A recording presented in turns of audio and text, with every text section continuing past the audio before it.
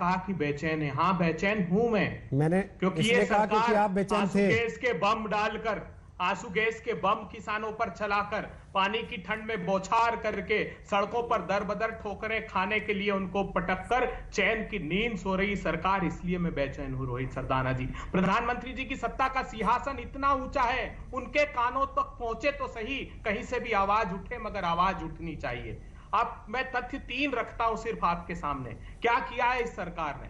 इस सरकार ने एसेंशियल कमोडिटी एक्ट में 2 नंबर के सेक्शन में एक 1A जोड़ दिया। उसमें कहा कि असीमित मात्रा में संग्रहण करने की अनुमति दी जब तक पेरिशेबल आइटम 100% कीमत में वृद्धि नहीं हो जाए और अनाजों में 50% की वृद्धि नहीं हो जाए। और जो प्रोसेसर है, फूड प्रोसेसिंग वाले, उनको तो असीमित मात्रा में संग्रहण की अनुमति दे दी। कौन है फूड प्रोसेसर? अहमदाबाद का सबसे बड़ा फूड प्रोसेसिंग पार्क अडानी साहब का है, देश का। रिलायंस का देहरादून में है। अभी योगी जी से मीटिंग करके आए अडानी साहब के पुत्र, उन्होंने कहा यहां पर भी हम फूड प्रोसेसिंग की यूनिट। अबे जी, इस देश में अंबानी अडानी की कोई इंडस्ट्री नहीं थी क्या 2014 के पहले?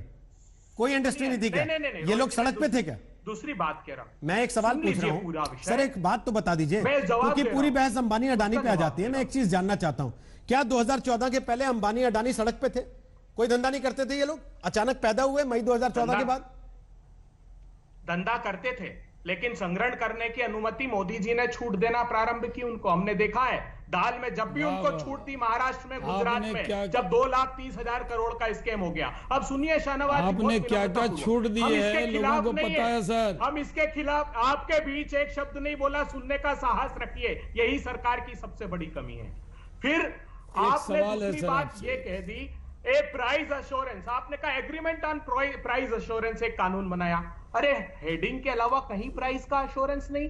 जब आपने अच्छा किया, व्यापारियों को आपने छूट दी ना, तो किसान कह रहा है हमें समर्थन मूल्य निजी क्षेत्र में भी, जो मोदी जी कहा करते थे।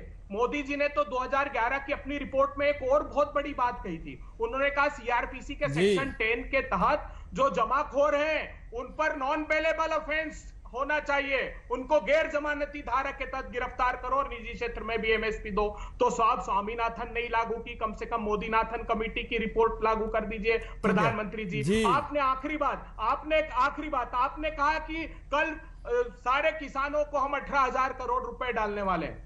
इस देश में 15,78,00,000 हेक्टेयर जमीन है, उसमें बीते 6 साल में 15,000 रुपए हेक्टेयर आपने इनपुट कॉस्ट बढ़ा दिए। 2,36,000 करोड़ रुपए किसान की जेब से सालाना निकाल रहे हो और 50,000 करोड़ रुपए का देने का स्वांग रच रहे हो। सारी योजना आपकी ऐसी है, इसीलिए तो किसान सड़कों पर है।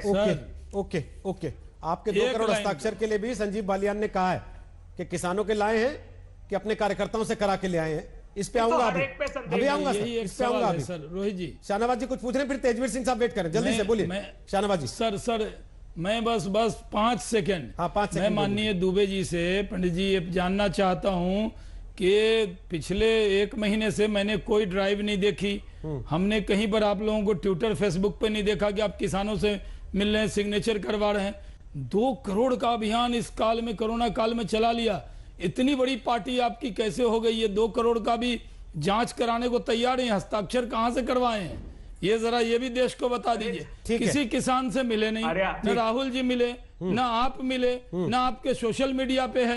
एक बैग कह दिया, 2 करोड़ क्यों कहा? सीधे 20 करोड़ कह देते, कहने में क्या जाता है? हस्ताक्षर आपके असली हैं या ये भी वही हैं जो प्रियंका जी ने बस दिया था? जैसे कोरोना में प्रियंका जी ने बस दिया था, अब एक सेकंड, जो सिग्नेचर है, राजनीतिक जो सिग्नेचर है, कहीं ऐसा ना हो कि नहीं, मैं एक सवाल प्लीज, शाहनवाज जी देखिए वो पॉलिटिकल आदमी नहीं है।